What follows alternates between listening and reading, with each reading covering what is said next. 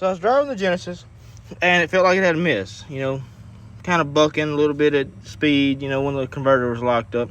I got out, you know, I was looking on this side of the engine, you know.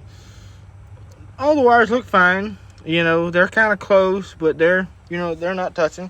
So I come over on the other side, and I was looking, and they all look decent, you know. The front one there, you know, it's not on there now. I've already pulled it off, you know. It, you know, kind of went up under the header a little bit, under the second tube there, and I pull it off, and yeah, I think that might have been my problem. So yeah, might be time to wrap the headers.